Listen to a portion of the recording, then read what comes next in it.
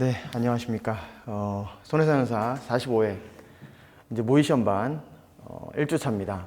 이제 모의시험을 한다는 얘기는 시험 볼 때가 다 됐다는 얘기죠. 그래서 여러분들 조금 준비를 좀 하셔야 되고, 삼보험이 네 과목 중에서 아무래도 조금 후순위로 두고 공부를 해도 되는 과목이지만 지금부터는 이제 암기를 좀 하셔야 되기 때문에 이제 가급적이면 표준약관을 좀 가까이 두시고 틈날 때마다 보면서 왔다 갔다 하시는 게 좋습니다. 그래서 오늘 1주차인데요. 1주차 때는 제가 뭐 기본적으로 약술형 문제라든가 그다음 계산 문제는 건 냈는데, 계산 문제 같은 경우에는 난이도를 좀 낮게 냈습니다. 낮게 냈고 첫 주차니까 아무래도 그렇게 냈는데요. 일단 시험 처음 보시는 분들은 궁금할 거예요. 삼보험은 어떤 식으로 기출이 되는지. 근데 삼보험은 표준약관에서 나오죠, 대부분. 그리고 약술형이 나오고요. 약술 뭐 용어의 정의를 써라, 무슨 의미를 써라, 약술형이 나오고, 그다음에 계산 문제 형태로 구분되어 있습니다. 근데 계산 문제는 실손보험이 있고 후유장애 파트가 있죠. 그래서 여러분들 공부하실 때 약술형으로 준비해야 될 거, 그리고 계산 형태로 준비해야 될 거, 그리고 표준약관 안에서도 계산 형태로 응용되는 문제들이 있기 때문에 그런 것들도 같이 정리해서 공부를 좀 하셔야 되겠습니다. 그래서 첫 번째 문제 바로 보도록 하시면, 먼저 1번 문제, 질병상해보험 표준약관에 관한 아래 질문에 답하시오 라고 되어 있습니다. 배점은 30점을 줬는데, 실제로 시험 낸 거 과거 10년치를 쳐다보면 이 질병상해보험 표준약관 약술형에서 적으면 15점, 많으면은 대략 한 25점에서 30점까지도 배점이 된 적이 있었어요. 그래서 평균적으로 15에서 20은 무조건 나온다, 이렇게 생각하시면 될 것 같아요. 그래서 약술형 준비하셔야 되고요. 약술형은 되도록 짤막짤막하게 쓰시면 됩니다. 대부분 문제가 요즘에 4점, 5점, 뭐 3점 이렇게 쪼개서 내기 때문에 그렇게 뭐 3점짜리 문제에 그렇게 많은 지면을 할애하실 필요는 없습니다. 뭐 3점이면 대략 한 3, 4줄, 5점이면 한 5, 6줄 이렇게 잡고 보시면 돼요. 그러면 1번 문제부터 볼게요. 1-1번입니다. 보험금 지급 절차 조항에 회사가 보험금 지급 사유를 조사 확인하기 위해서 필요한 기간이 3영업일을 초과할 것이 명백히 예상되는 경우 피보험자 또는 수익자에게 통지해야 되는 내용을 모두 기술하시오 라고 되어 있는데, 이 보험금 지급 절차에 대한 조항은 중요하죠. 실제로 2021년도에도 한번 기출이 됐었고, 저도 모의시험 때 계속 문제를 냈던 유형 중에 하나입니다. 지급 절차 자체는 여러분들이 기억하실 때 혹시 보험금을 청구해 본 기억이 있는 분들이라면 보험금 청구 기억을 더듬어서 보시면 돼요. 요즘에는 모바일로 많이 하지만 예전에는 그 대리점 창구 가서 많이 접수를 했었거든요. 가서 고객센터 가서 이제 서류를 접수합니다. 청구 서류죠. 서류를 접수하면 현행 약관상 3영업일 이내에 주도록 되어 있습니다. 그러면 하루, 이틀, 3일인데 예를 들어서 월요일 날 접수가 됐다. 그러면 3영업일이 있어서 화요일부터 1영업일이 되는지 월요일부터 1영업일이 되는지에 대해서 여러분들이 아셔야 되는데, 서류를 접수한 날부터라고 되어 있습니다, 약관에서. 그러면 월요일 날 접수했으면 월요일부터 1영업일이 되는 겁니다. 그래서 월, 화, 수, 이게 3영업일이 되죠. 그럼 3영업일 이내에 지급을 해야 돼요. 근데 문제가 있습니다. 3영업일 이내에 지급을 하려면 고객은 좋을지 모르겠지만 보험회사 입장에서는 만약에 홍길동이라는 사람이 보험금을 청구했는데 1년에 막 20번, 30번씩 막 보험금을 청구하고 있어요. 뭔가 좀 의심스러운 정황이 있어요. 또는 가입을 하자마자 아프다고 보험금을 청구했어요. 이런 경우에는 가입 이전에 어떤 의무 위반은 없었는지, 또 이번 사고 자체가 정확히 사고 내용이 맞는지 이런 것들을 조사해야 될 필요가 있겠죠. 근데 조사를 3영업일 이내에 도저히 물리적으로 할 수가 없습니다. 보통 접수 받으면 창구에서 서류 정리해서 넘기죠. 클레임 부서로. 넘기면 그쪽에서 들여다보고 검토해가지고 조사해야 될 건지 말 건지 결정해야 되죠. 조사해야 된다 그러면 다시 고객에게 연락을 해서 일정을 잡고, 병원에 가려면 위임장 동의서라도 받아야 되잖아요. 그거 받고 병원 가서 차트 떼야 되는데, 병원 간다고 해서 뭐 그 보험에서 나왔다고 해서 병원에서 이렇게 팔 벌려서 반겨주지 않습니다. 대부분 기다리세요 하고 서류 떼는데 반나절 걸려요, 보통. 반나절 걸리다 보니까, 그러면은 이 3영업일 이내에 가서 서류 떼고 조사해서 다시 답변 주고 결론 내고 하는 거는 물리적으로 불가능해요. 그러다 보니까 보험회사에서 3영업일 이내에 지급하는 것을 원칙으로 하지만, 조사라든가 확인이 필요한 경우에는 최장 서류를 접수한 날로부터 30영업일까지라고 되어 있어요.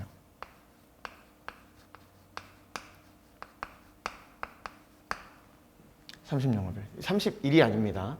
접수한 날로부터 최장 30영업일.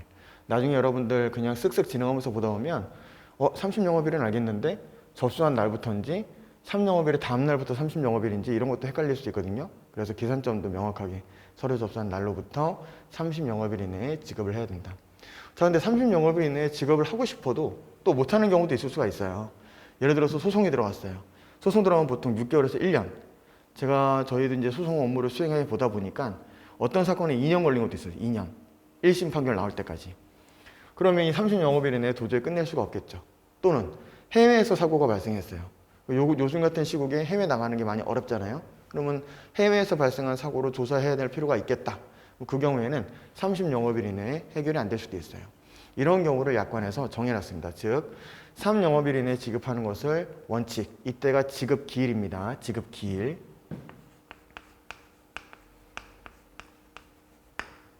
근데 이 안에 지급을 못할 경우, 조사라든가 확인이 필요할 경우에는 접수한 날로부터 최장 30영업일까지 지급을 하겠다. 하지만 그럼에도 불구하고 예외적인 경우가 있죠. 소분수 외책 3이라고 제가 여러 번 말씀을 드렸는데, 자, 소는 뭡니까? 소송.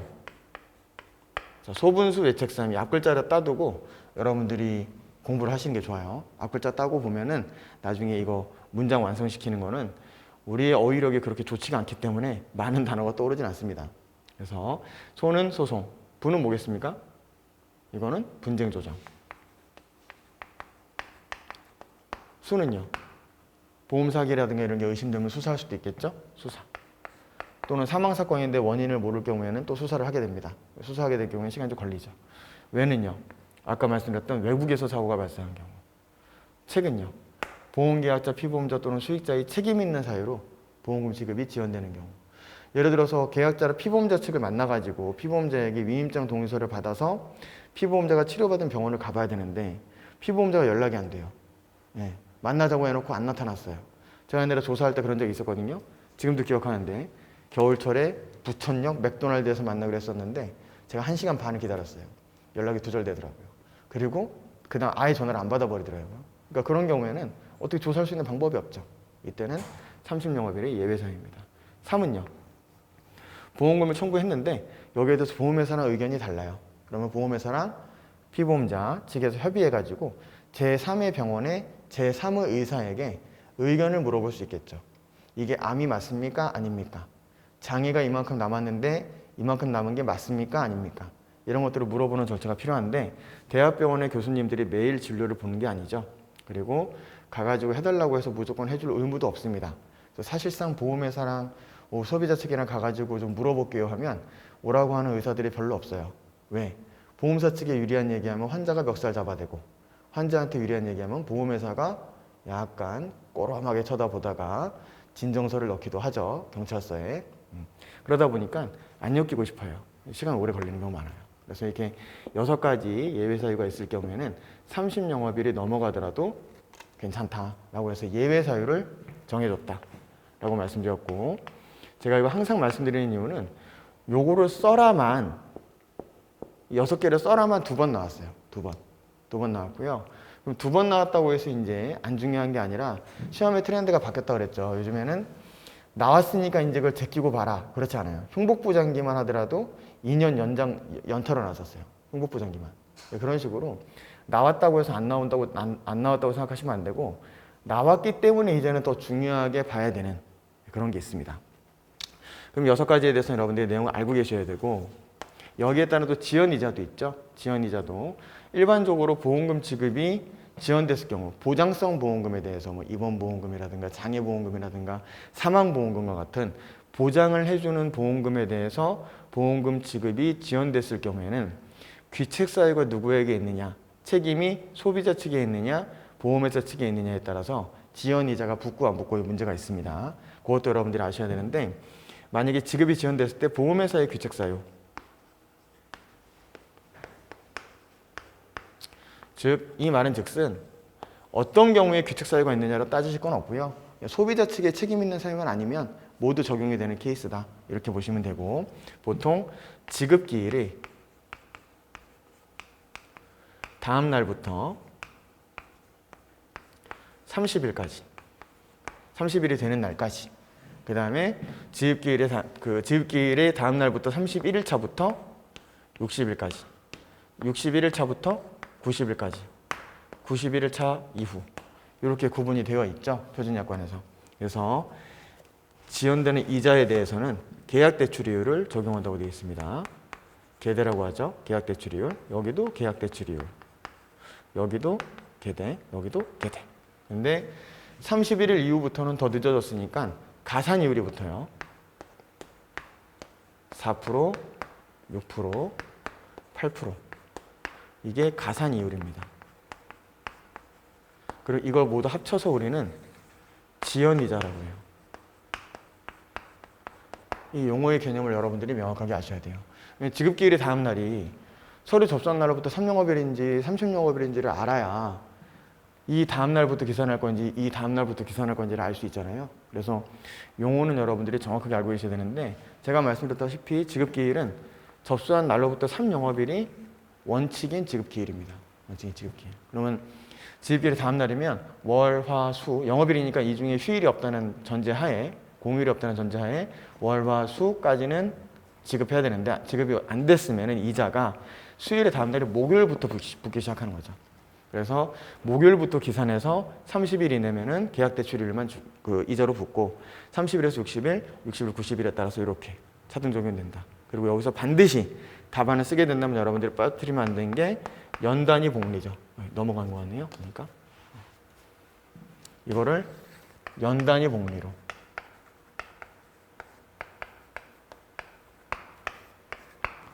연단위 복리로 적용한 이자를 준다. 이 정도 핵심적인 용어만 여러분들이 이해하셔도 좋을 것 같아요. 물론 제가 계대라고 적었지만 시험 볼 때 계대라고 적으시면 안 됩니다. 그러면은 내년에 저를 또 볼 수 있어요. 그래서 그런 일들이 발생하지 않도록 하셔야 되고요. 암기하실 때는 그냥 줄여서 하시면 돼요. 어차피 시험 볼 때 그때만 풀어서 쓸 수 있으면 되니까. 그래서 그렇게 여러분들이 정리를 하시면 되겠는데 1번 문제 보도록 할게요.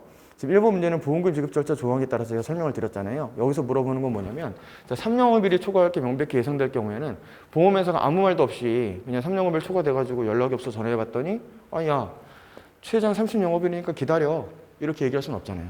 알려줘야 되겠죠. 고객에게 소비자에게 알려줘야 되겠죠. 그러면 3영업일 이내에 지급이 안 될 경우에는 뭘 알려줘야 되느냐 소비자 측에다가 이제 그걸 알려줘야 될 내용이 표준약관에 기재되어 있는데 그걸 물어보는 겁니다. 이것도 한번 기출이 됐었어요. 기출이 됐었는데 세 가지죠. 첫 번째 뭡니까? 외우려고 하지 마시고 생각해 보시면 왜 3영업일 이내에 지급을 못하는지 사유가 있을 거 아니에요. 구체적인 사유. 왜 늦어지는 건지. 그리고 늦어진다면은 도대체 언제 줄 건지 지급 예정일 이거를 알려줘야 되겠죠. 지급 예정일 알려줘야 되고 그 다음에 가지급 보험금이라고 해서 회사가 추정하는 보험금의 50% 이내에 가지급 보험금을 지급할 수 있다는 내용 요거 세 가지를 알려줘야 되는데 요거는 이 스토리를 생각해 보시면 대부분 저도 조사를 해보니까 보험금 청구해가지고 가장 많이 닥달하는 시기가 언제냐면 명절 전이에요. 명절 전에 보험금 청구하면 명절 전까지 보험금 달라고 난립니다. 명절 보내야 된다고 돈 없다고 대부분 그래요. 대부분 그런데 그러면 구체적인 사유하고 지급 예정일까지는 여러분들이 입력이 잘 되실 텐데 가지급 보험금은 이 케이스를 생각하시면 돼요.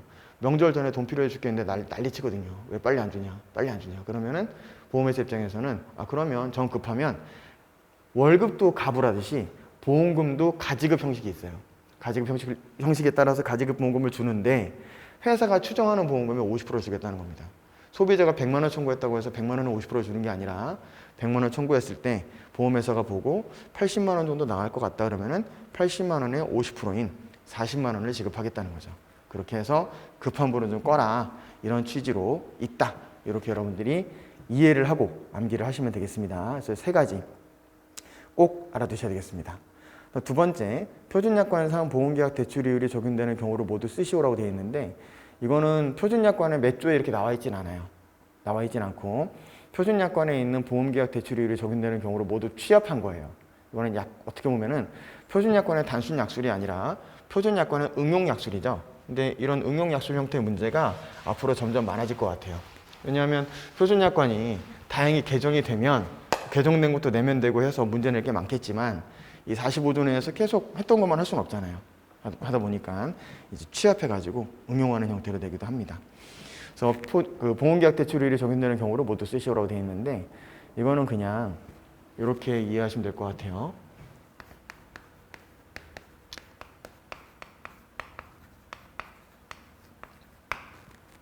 이렇게 암기하셔도 되고요. 설문지만의 삶 이렇게 그냥 이렇게 이해하시고 암기하시면 될 것 같아요. 그래서 보통 이제 스토리가 있어요. 사실 제가 옛날에 한양대병원에서 일이 있어가지고 한양대 학교에서 도서관에서 일이 있어 앉아 있었는데 어떤 여성분이 오더니 저한테 설문지를 좀 해달라고 하는 거예요. 근데 학교에서는 설문지 해달라는 게 가끔 옵니다. 앉아 있다 보면. 왜 오냐면 대학원생분들이 논문 쓸 때 데이터 분석을 해야 되다 보니까 설문지 조사를 요청하거든요. 그래서 와가지고 저한테 설문지 좀 해주세요 라고 얘기를 하더라고요.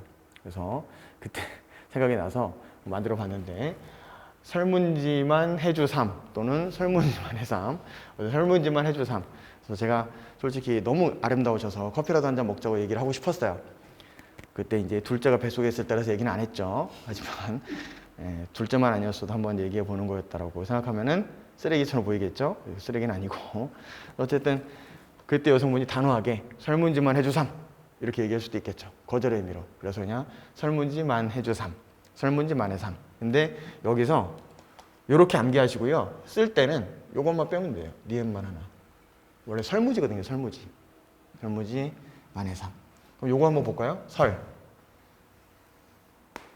보험계약 대출율이 적용되는 경우는 일단 계약 대출이율은 이율이 셉니다. 대출 받았을 때 주는 이율이기 때문에 이율이 센 거는 보험회사가 잘못했을 때의 대출이율을 적용하게 되어 있죠.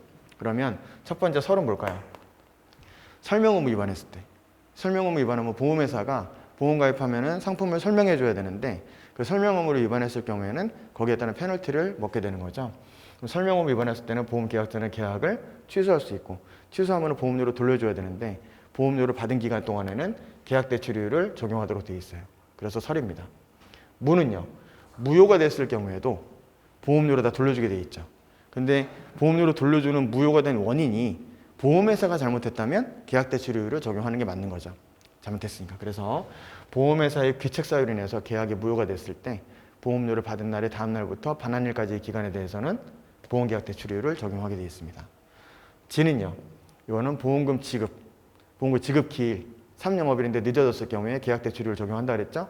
그래서 지급 기일의 다음 날부터 30일까지는 계대 31일부터 60일까지는 계대에다가 가산이율 4%, 6%, 8%가 순차적으로 붙습니다. 그래서 지고요. 만은요. 만기환급금이라든가 해는 해지환급금인데 이 두 친구는 청구일의 다음 날부터 지급일까지라고 말씀드렸어요. 얘는 지급기일이 따로 있지만 이자가 붙는 건 지급기일부터가 아니라 청구일의 다음 날, 즉 월요일날 청구해서 화요일, 수요일날 줬다 하더라도 월요일날 청구했으면 다음 날인 화요일하고 수요일은 이자가 붙는다고 말씀드렸습니다. 이때 이자 붙는 게 보험계약 대출일이 붙습니다. 그래서 만기환급금과 해지환급금을 청구했을 때는 청구일의 다음 날부터 지급일까지. 그 다음에 3은요. 3은 청약의 철회와 관련돼 가지고 3영업일 이내에 보통 보험료를 돌려주게 돼 있어요. 근데 청약의 철회도 중요한 게 원래는 청약을 철회하면은 서류를 접수한 날로부터 3일 이내에 돌려주게 돼 있었는데 3영업일로 바뀌었습니다. 바뀌었기 때문에 바뀐 내용은 중요하겠죠. 바뀐 내용이라서 청약을 철회했을 경우에는 청약 철회 서류를 접수한 날로부터 3영업일 이내에 돌려줘야 되는데 그렇지 못했을 경우에는 늦어진 기간만큼 계약 대출이율을 적용한다. 그래서 설무지만의 3 해놓고 이제 여러분들 공부하실 시간이 많이 없어요. 솔직히 이거를 쓰면서 외우시는 분들이 있고 입으로 중얼중얼 하면서 외우시는 분들이 있어요. 어떤 분들은 컴퓨터 타이핑을 치면서 외우시는 분들도 봤어요. 근데 그분은 농담이 아니고 그분은 맨사 회원이었기 때문에 그분 좀 뺄게요. 그분은 빼고 그분은 공대 말년에 행정병 있으면서 병장 때 행정병 있으면서 손사 잘 몰랐는데 이런 거 있나 보고 타이핑 쳤대요. 그러니까 근무 시간에 타이핑을 치면서 해가지고 나와서 한 번에 합격했어요. 그분들은 이제 우리와는 다른 분들이시죠. 그러니까 그분들 빼고 보통 쓰거나 입으로 중얼거리거나 둘 중에 하나인데 문제는 있어요. 저는 중얼거리는 파였는데 이게 뭐가 단점이 있냐면 나중에 시험돼서 임박을 하잖아요. 중얼중얼 막히는 건 없죠. 참 좋아요. 하지만 문제는 출제위원들이 내가 알고 있는 걸 그들도 내가 알고 있는 만큼 전달이 돼야 되잖아요. 중얼중얼해서 외우시게 되면 실제로 답안지에 써봤을 때 분량이 굉장히 많이 늘어나요. 시간 무조건 모자라요. 시간이 모자라더라고요. 저도 시간이 모자라요. 그래서 써서 버릇하면은 분량이 거의 비슷하니까 시험 나왔을 때에도 분량은 기가 막히게 맞죠. 근데 걔의 단점은 뭐냐면 공부하는데 시간 너무 많이 걸려요. 왜냐면 한 번 써보는데 시간이 오래 걸리잖아요. 입으로 중얼중얼 하는 거에 비해서. 그러다 보니까 일장일단이 있는 것 같아요. 그래서 저 같은 경우에는 그냥 앞글자 따서 외우고 의미 이해하시고 모범답안 있는 거 봐가지고 하면은 아무래도 조금 더 이 두 가지가 적절히 혼용이 돼가지고 시간이 조금 더 절약되지 않나 싶어요. 그래서 공부하실 때 약어로 공부해 두셨다가 이걸 처음에 한번 써보세요. 그러면은 분명히 주저리 길어져요. 길어지면은 길어진 거 가지고 보통 본인이 저 같은 경우는 이제 뭐 봐줄 사람이 없으니까 30분 있다 다시 한번 봤었거든요. 그럼 개발 세발입니다. 쓸 때는 정말 내가 좀 아는 것 같은데 근데 30분에서 1시간 정도 지나서 이제 진정을 찾고 답안지를 보면은요 나 자신에게 굉장히 실망스러워요. 그래서 이걸 쓰고 한번 써보시고 혼자 한번 써보시고 그 다음에 30분 정도 있다가 한 번 더 다듬어 보세요. 다듬어 보고 그 다음에 모범답안 보고 그렇게 합니다. 그리고 저는 공부할 때 무조건 모의 시험반 오면은 2번 풀어봤어요. 2번 풀어가지고 한 번 풀어보고 그 다음에 밥 안 먹고 그 자리에서 한 번 더 풀어봤어요. 그러면은 답안이 첫 번째 썼을 때랑 월등하게 업그레이드가 돼요. 물론 그래도 이제 그게 합격권에 뭐 도달한다 안 한다 이건 모르겠지만 어쨌든 그 전보다는 좀 나아진 수험생으로서 나아진 모습이 좀 나와요. 그래서 답안지를 좀 깔끔하게 정리하는 게 좋다. 특히 3부모는 여러분 진짜로 길게 쓸 필요가 없거든요. 물어보는 것만 쓰면 돼요. 물어보는 것만. 네. 근데 괜히 물어보는 걸 안 쓰고 막 의 이런 거 쓰는 거는 책임 분야는 자동차 보험 이쪽이지 저희랑은 거리가 멉니다. 네. 그래서 두 번째 설문지만의 삶, 우리 그때 설문지를 저에게 권했던 아리따운 여학생을 기억하며 말씀을 드려봤습니다. 세 번째, 전문보험계약자 조항에서 열거된 전문보험계약자를 모두 기술하시오. 이것도 한번 좀 바뀌었죠. 그래서 내봤는데 전문보험계약자에 대한 범위는 예전에는 지단금주 한국이라 그래가지고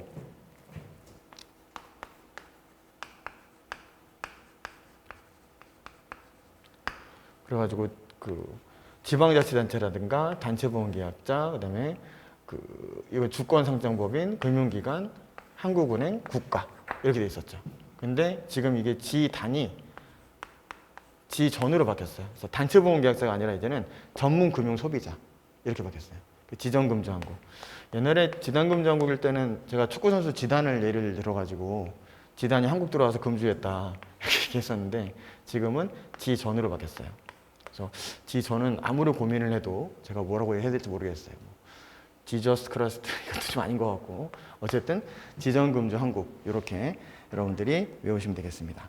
그렇게 하면 넘어가는 거예요. 여러분들이 지정금주 한국 외우시고 집에 가면서 한 2번 해봤는데 뭐 맞다 그러면 더 이상 돌아보실 필요 없어요. 지정금주 한국만 외우시면은 이 문제는 끝난 거예요 그냥.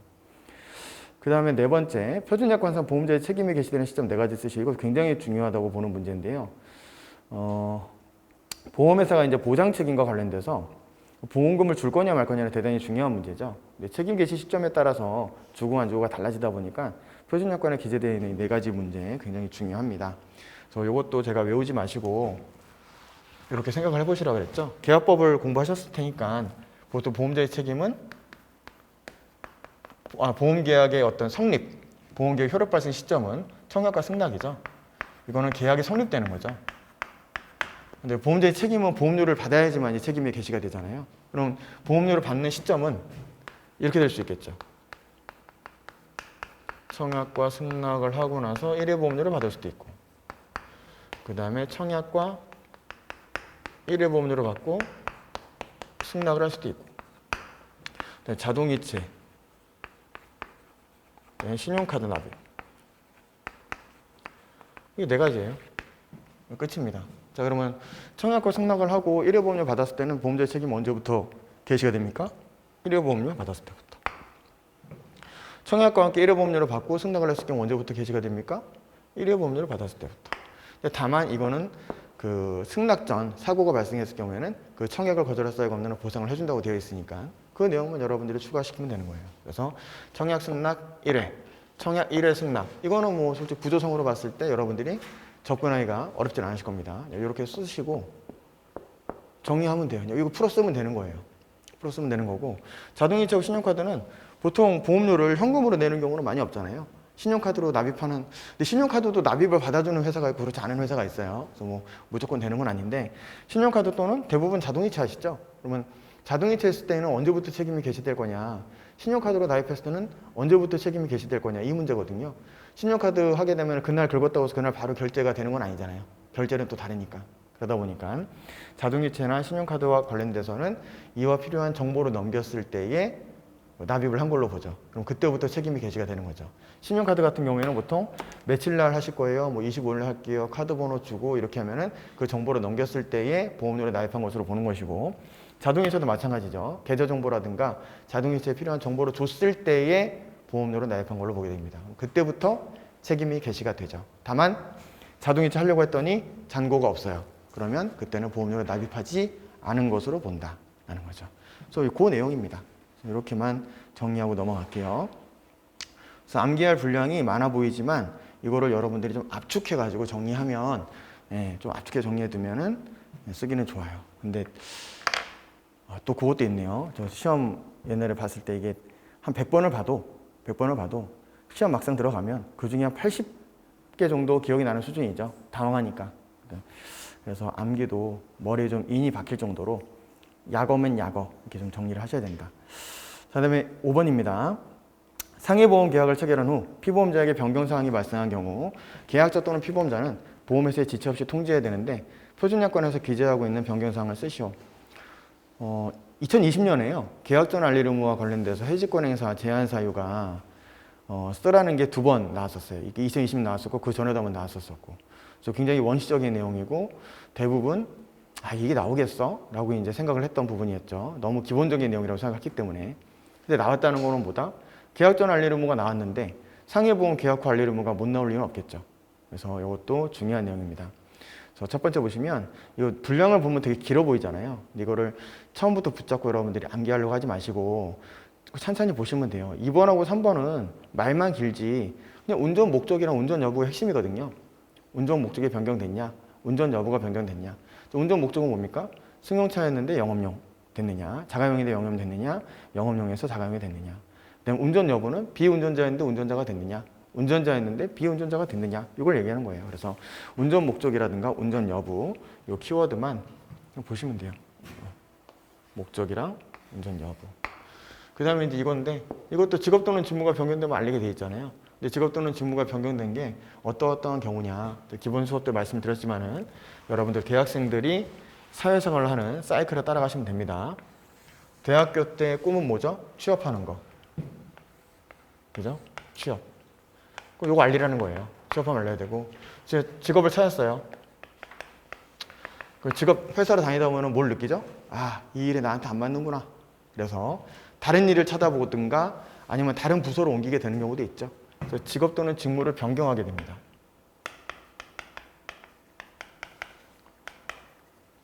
또 다른 일을 해요. 하다 보면 또 뭘 느낍니까? 이것도 나랑 안 맞네. 그러면서 이제 뭘 느끼냐면 나한테 맞는 건 뭐다? 놀고 먹는 거. 놀고 먹는 게 나한테 딱 맞다. 그럼 뭐 하죠? 그만두죠. 그만둔 경우. 그러면 취업했을 때, 직업 또는 직무가 변경됐을 때, 그만뒀을 때 이 세 가지 알려주려는 거예요. 그 내용이에요. 지금 보시면. 직업 또는 직무가 변경된 거, 취직한 경우, 그만둔 경우. 그래서 이 사이클대로만 알고 계시면 되겠습니다. 그러면은 사실 글쎄요. 제가 볼 때는 크게 뭐 외워야 된다는 개념보다는 이해를 하시면 될 것 같아요. 이해를. 실제로 저도 이게 아주 지긋지긋해가지고 있는데 어제 저희 집사람이 저보고 저희 이제 이사를 앞두고 있어서 에어컨이랑 세탁기 청소를 했어요. 하고 이제 이사를 하자 그래가지고 했는데 그게 2개 했더니 26만 원. 근데 한 2시간 반이면 끝나요. 그러니까 한 3시간이 안 걸려. 현금 장사예요. 근데 물어보니까 하루에 여름 이럴 때는 엄청 바쁘대요. 야근인데 야근. 돌아다니면서 야근. 그래서 많이 버는 분들은 한 3개월에 1억 넘게 벌고, 가을엔 뭐 하시냐? 가을에 일이 좀 줄어드니까 그때 설렁설렁 뭐 한 좀 벌면서 이렇게 하고. 근데 뭐 현금 장사하는데 세금 내겠어요, 이거? 보통 소득이 올라가면 세금이 제일 골치인데. 근데 되게 수요가 되게 많거든요. 왜냐면 제 아는 제 아들내미 친구의 아버님이 다른 일 하다 이걸 바꾸신 거예요. 그래갖고 이제 그분한테 얘기를 들었는데 저 안 그래도 이 일이 하기 싫어가지고 막 지긋지긋하다 이러고 있는 차에 집사람이 저한테 권하더라고요. 야, 이거 한번 해봐 그러면 배워서 해봐. 그래서 좀 고민했었어요. 네. 재미도 있을 것 같고. 네. 몸 쓰면서 일하는 게 제일 재밌는 것 같아요. 네.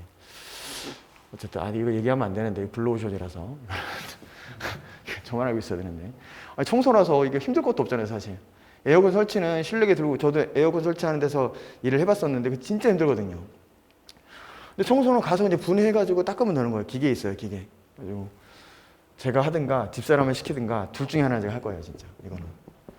어쨌든 이거는 요거 말씀드렸고 직업 또는 직무 변경.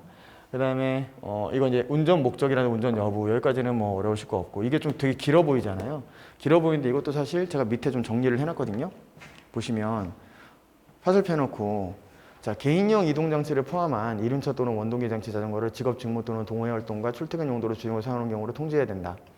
다만 장애인 등이 사용하는 전동 휠체어, 의료용 스쿠터는 제외된다.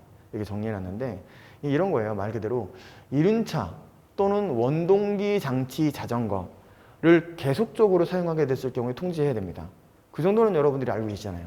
이륜차 또는 원동기 장치 자전거를 계속적으로 사용하게 됐을 경우. 그럼 이때 계속적으로 사용하는 경우가 뭐냐? 직업 직무 동호회 또는 그 출퇴근 목적을 계속적인 사용으로 보는 거예요. 야권에서 얘기하는 게 그렇게 되는 거고 거기서 끝나면 좋은데 원동기 장치 자전거는 뭐냐? 라고 했을 때 PM이라고 그러죠. 개인용 이동 장치라고 그래서 전동 킥보드, 전동 휠, 뭐 세그웨이 이런 것들을 얘기하되 이거하고 유사한 게 장애인들이 타는 의료용 스쿠터라든가 전동 휠체어 있잖아요. 그거는 빼주겠다는 겁니다. 그거를 이용하게 내 장애인이 돼서 전동 휠체어 타고 다니는데 너 이륜차 통지의무 면책 이렇게 되면은 장애인 차별 금지법에 의해서 문제가 되거든요. 그래서 거기에 대해서는 원동기 장치 자전거로 보지 않겠다. 이 취지입니다. 이 취지. 그래서 그 내용을 여러분 정립하시고 그냥 핵심은 그거예요. 이륜자동차 또는 원동기 장치 자전거를 계속적으로 사용하게 됐을 경우. 그럼 여기서 여러분들이 아셔야 될 거는 계속적 사용이 뭐냐? 원동기 장치 자전거에서 빠지는 게 뭐냐? 이것만 정리하시면 끝. 뭐가 빠진다고요? 전동 휠체어라든가 의료용 스쿠터 빠지고. 그죠? 그 다음에 그 외에 뭐 PM은 아시잖아요. 좀 많이 타고 다니는 거니까. 굳이 외우려고 하실 필요 없고. 계속적 사용은 뭐라고요? 직업 직무 동호회 활동 목적 또는 출퇴근 목적. 네. 그것만 알고 계셨다 쓰시면 되는 거거든요. 그러니까 이거를 우리가 이미 기본 강의하면서 어느 정도 봤기 때문에 이런 거는 접근하기가 어렵지 않으실 거예요. 이거 뭐 따로 외운다 이런 거보다도 가급적이면은 저 수업 같이 들을 때 여기서 이제 정리를 끝내버린다 하고 머리에 입력을 시켜놓는다 하시면 될 것 같아요. 그 다음에 큰 2번이죠. 다음은 보험금 지급 등에 관한 사항이다. 아래 제 조건을 읽고 질문에 답하시오라고 되어 있습니다. 이거는 자 문제 이렇게 되어 있죠. 자 보험기간 이렇게 나와 있습니다. 상해사망 1억, 나비주기 월납, 홍길동, 청구일 및 청구 방법, 사고일은 2022년 8월 28일, 사망. 이거는 제가 작년에 냈던 문제를 응용해가지고 좀 더 고쳤는데 2021년도 손사시험에서 나왔었죠. 그래서 그래도 정리를 한번 해두셔야 됩니다. 나왔던 문제가 안 나온다는 보장은 없으니까. 그리고 아까 저희 공부했던 내용만 알고 계시면 한 번만 풀어보면은 계산 형태까지 접수가 되는 거예요. 자 보시면 밑에서 달력이 나와 있고 추석 연휴는 9월 9일부터 12일까지라고 되어 있습니다. 조건에서 일단 보험금 청구 이후 계약자 측의 규칙 사유가 없고 보험금 지급 관련 계약자 피보험자 수익자의 규칙 사유도 없다. 그 다음에 보험계약 대출률 5.5%고 질병상해보험 표준약관을 기준으로 산정해라. 질문상 1번입니다. 2022년 9월 1일 보험금 청구 서류를 접수한 다음에 2022년 9월 29일 사망보험금을 지급한 경우 표준약관에 따른 지연이자 산정일수를 계산하고 영업일의 개념 및 관공서의 공휴일에 관한 규정에 따른 공휴일을 적어라. 이렇게 해놨는데 먼저 이 문제가 지금 3개가 있는 거죠. 지연이자 산정일수 계산하라는 거 하나, 영업일 쓰라는 거 하나, 관공서의 공휴일에 관한 규정에 따른 공휴일을 쓰라는 거 하나 이렇게 되어 있습니다. 그래서 관공서의 공휴일에 관한 규정에 따른 공휴일은 대체 공휴일과 일반 여러분들이 알고 계시는 공휴일 두 가지가 있습니다. 대체 공휴일도 포함되어 있어요. 근데 대체 공휴일을 쓰라는 문제까지는 나오지 않을 것 같아요. 그거는 약관에 있는 내용이 아니라 법률에 있는 내용이니까. 그래서 다만 관공서의 공휴일에 관한 규정에 따른 공휴일, 대체 공휴일을 제외한 그 공휴일 정도는 쓰라고 나올 수도 있어요. 물론 중요도로 따진다면 그렇게 크게 중요하진 않다. 하지만 그럼에도 불구하고 한 번쯤 나올 수 있을 것 같다. 그래서 여러분들 죄송하지만 이 중에서 관공서의 공유일에 관한 규정에 따른 공유일은 다는 모른다 하더라도 몇 가지 정도는 알아가지고 나왔을 때 부분 점수라도 받을 수 있도록 그렇게 하는 게 좋겠습니다. 물론 이미 여러분들 알고 계시는 게 몇 가지가 있잖아요. 3.1절도 있고, 그 다음에 추석 기준으로 전날, 추석날, 다음날, 설날 기준으로 전날, 설날, 다음날, 이런 것들이 다 공휴일이니까요. 그래서 첫 번째, 이런 형태의 문제가 나왔을 경우에는 먼저 여러분들 목차를 잡아야 되죠. 근데 여기에 대해서 어떤 분들은 그냥 처음부터 끝까지 쭉 목차 없이 쭉 쓰시는 분들도 있고 하는데, 그거보다는 똑같이 답을 맞췄다는 가정하에서는 조금 간결하게 떨어뜨려 주는 게 좋죠. 저라면은 그냥 물어보는 대로 순서대로 목차 잡는 거예요. 동그라미 1번 지연이자 산정일수, 동그라미 2번 영업일, 동그라미 3번 관공서의 공휴일에 관한 규정에 따른 공휴일 해가지고 밑에 답을 적어주는 거죠. 그러면은 아무래도 좀 보기가 좋겠죠. 근데 지금 9월 1일 날 청구서를 접수했어요. 달력보시면 청구서를 접수했어요. 그러면은 접수한 날로부터 원래 원칙이 지급기일이 며칠까지였죠? 3영업일이었잖아요. 그러면은 하루, 이틀, 토요일하고 일요일은 빠지죠. 공휴일이니까. 그리고 5일, 3영업일이죠. 1영업일, 2영업일, 땡땡, 3영업일. 그럼 9월 5일까지 지급을 했어야 되고, 근데 지금 문제에서는 9월 29일 날 지급했대요. 그러면 늦어졌잖아요. 늦어졌고 보험계약자 측에 규칙 사유가 없다는 전제 조건이 있었으니까 늦어진 기간에 대해서는 지연이자가 붙어야 돼요. 근데 지연이자가 언제부터 붙느냐? 3영업일에 지급기일의 다음날부터 붙는 거니까. 다음날부터 했죠? 여기서 하나, 둘, 셋, 넷, 다섯, 이 공휴일이 들어가냐 안 들어가냐? 지연이자 산정할 때에는 영업일이 아니라 일수로 하게 돼 있죠. 31, 31일에서 61 이렇게 돼 있었잖아요. 그러면 얘는 영업일 개념이 아니라 그냥 일수로 쭉 산정하면 되는 겁니다.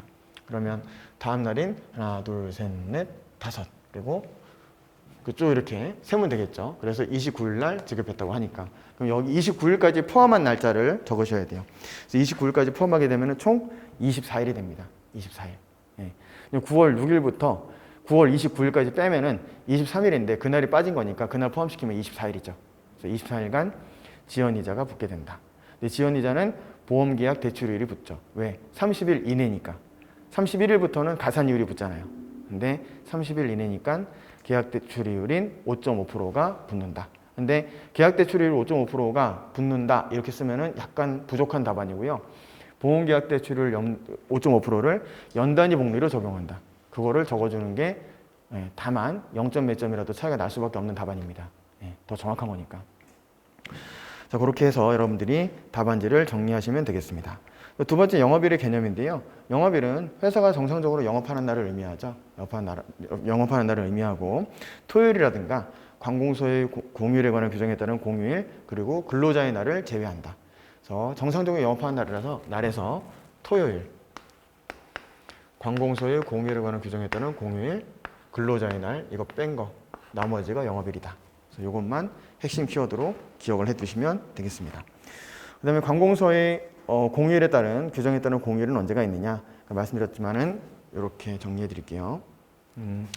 3.1절, 광복절, 그 다음에 개천절 한글날, 추석, 전날, 다음날까지, 설날, 전날, 다음날까지. 이 정도만 여러분들이 알고 계시면 될 것 같아요. 체크해 주시고 답안지 적어놨으니까 그 정도만 알고 계시고 뭐 만약에 보신다면은 여기다 그냥 B급 정도만 적어두시면 될 것 같습니다. B급. 자, 그 다음에 2022년 10월 15일에 이번 문제죠. 2022년 10월 15일에 보험금을 지급했다면 보험자가 부담하는 지연이자 산정일수 및 적용되는 지연이자의 종류는 이라고 되어 있습니다. 즉 9월 1일 날 청구서류를 접수한 다음에 10월 15일 날 보험금을 지급했다면 어떻게 되느냐라는 문제죠. 그럼 역시 달력에서 9월 1일 날 청구해가지고 하나, 둘, 땡땡땡 이때까지가 지급기일이었는데 6일부터 해가지고 10월 15일까지였대요. 그러면 하나, 둘, 셋, 넷, 다섯 35일에다가 하나, 둘, 셋, 넷, 다섯 5일이니까 40일이죠. 40일이 늦어졌죠. 40일이 늦어졌을 경우에는 어떻게 지연이자를 물게 됩니까? 지읒기일이 다음 날부터 30일까지는 계대. 그리고 나머지 열흘은 계대 플러스 4%. 5.5%면은 붙으면 9.5%. 이런 식으로 이제 산정이 되는 거죠. 네, 그래서 그게 답이죠. 그렇게 적어주시면 돼요. 답이 길지가 않죠. 그냥 짤막짤막하게 적어주시면 됩니다. 어떤 분들은 그냥 적용되는 지원이자 기간만 적고 계약대출이율, 그 다음에 나머지 열을 계약대출이율 플러스 4% 이렇게 적어주셔도 상관없습니다. 그럼 3번 문제. 만약 홍길동이 8월 29일에 보험금을 청구했고 보험회사에서 이에 대한 심사가 필요하다고 판단할 경우 표준약관상 예외사유에 해당하지 않는 한 보험자는 지급 예정일을 최대 몇 월 며칠까지 정할 수 있는가. 보험회사가 정할 수 있는 최대 지급 예정일은 청구서를 접수한 날로부터 30영업일이죠. 30영업일이 되는 날을 산정하시면 되겠습니다. 그 영업일을, 휴일을 빼고 쭉 계산하면은요, 8월 29일부터 그날을 포함해서 30영업일이기 때문에 10월 13일이 최대 예정일이 됩니다. 그래서 나중에 달력 가지고 한번 8월 29일부터 하나하나 세보시면 돼요. 토요일, 월요일 빼고 추석 연휴 빼고 이렇게 9월 12일까지 휴일이 9월 12일까지 돼 있는 이유는 대치공휴일이기 때문이죠. 그래서 이렇게 해서 개천절도 빼시고 하면은 10월 13일이 30영업일이 되는 날입니다.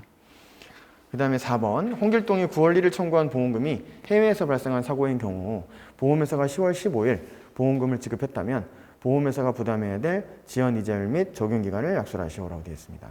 자, 이때는 그 9월 1일 날 청구한 보험금이 해외에서 발생한 사고래요. 그러면 이때는 지급 기일이 똑같이 아까 달력에 있는 거와 똑같이 이때까지가 지급 기일이고 다음 날부터 붙죠. 근데 지금 10월 15일 날 지급했다고 하면 40일이었잖아요. 지연된 날짜가. 근데 이때는 이자가 어떻게 붙느냐 이걸 물어보는 거죠. 그럼 6일부터 쭉 했을 때 총 40일 동안 늦어지게 됐는데 늦어졌다 하더라도 계약대출일 플러스 아까 가산율 4% 배웠었죠?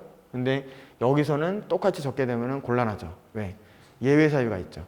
가산이율이 적용되지 않는 경우. 해외에서 발생한 사고는 가산이율이 적용되지 않는다 하는 겁니다. 그래서 계약대출일만 적용된다. 40일 동안 이렇게 해주시면 되는 거고요. 그 밑에 이제 총 정리 문제인데 5번 문제가 자, 보험회사는 서류를 접수한 날부터 땡땡일 이내에 보험금을 지급해야 되지만 표준약관에서 정한 6가지 예외적인 사유가 발생한 경우에는 땡땡일을 초과하여 지급할 수 있다. 그래서 땡땡에 들어갈 기간 및 6가지 예외 사유를 기술하고 이에 적용되는 지연이자의 종류에 대해 쓰시오. 그래서 서류 접수한 날로부터 최대 30영업일이죠. 원래 기본은 3영업일이고 최대 30영업일이고 그 다음에 6가지 예외 사유가 발생한 경우에는 땡땡이를 초과해 지급할 수 있다. 이때 30영업일이죠. 그러면 이 6가지 예외 사유를 기술하시오. 이거는 소분수 외책삼. 6가지가 있죠. 근데 소분수 외책삼에서 책 3에서 다 가산이율은 안 붙어요. 근데 계피수의 책임 있는 사유로 늦어질 경우에는 계약대출이율도 안 주죠. 이때는 지연이자 자체를 안 줍니다. 지연이자의 구성이 계약대출이율과 가산이율로 되어 있으니까 지연이자를 주지 않는다는 것은 계대와 가산이율을 둘 다 주지 않는다는 거죠. 나머지는 가산이율을 빼고 계대만 적용하겠다 하는 겁니다. 그래서 그 정도만 정리해 두시면 되겠고요. 그 다음에 3번 문제, 큰 3번 문제인데요. 요거는 조금만 쉬었다 할까요?